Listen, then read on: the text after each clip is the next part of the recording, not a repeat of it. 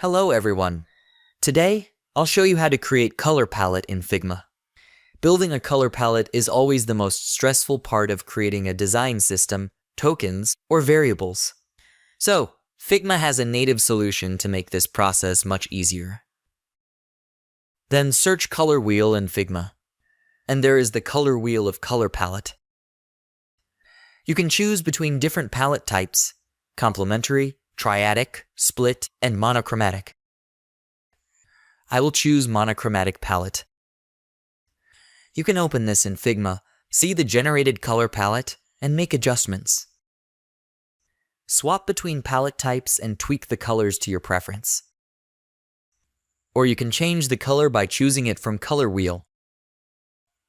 Any updates reflect immediately. This is a fantastic feature that how to create color palette in Figma.